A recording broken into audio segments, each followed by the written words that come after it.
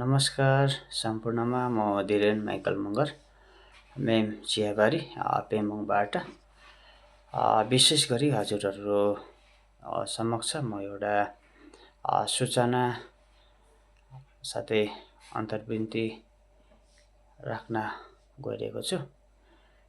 के भन्दाखेरि हाम्रा पेम्बङ निवासी प्रेम राईबाट 28 तारिकदेखिको चाहिँ उहाँ निखोज रहेछ है, घरबाट बेपत्ता भइरहेको छ।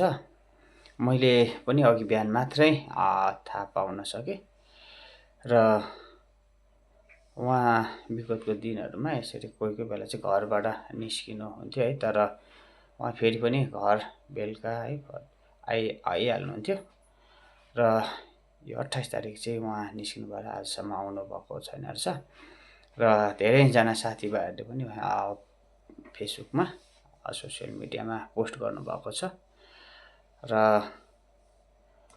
हजुरहरूले है कहीँ कतै उहाँलाई देख्नुभयो भने अनि भेट्नुभयो भने जुन उहाँको एड्रेस मेम टी गार्डन पेम्बङ चाहिँ सुन्नुभयो भने तपाईहरुले कहीँ तपाईहरुको साथीभाइहरू साथै जुन पोस्टमा नम्बरहरू दिएको छ त्यो नम्बरहरूमा तपाईहरुले सम्पर्क गरेर है उहाँहरूलाई परिवारलाई सहयोग तपाईले गरिदिनु सक्नुहुनेछ र किन भन्दाखेरि चाहिँ परिवारहरू यस सम्बन्धमा धेरै चिन्तित छन्। परिवारको एकजना बाउ यसरी निखोज भइरहेको छ। तपाईले उहाँलाई खोज्नमा सहयोग गरिदिनुहुन्छ भने म पनि हजुरहरु समक्ष यो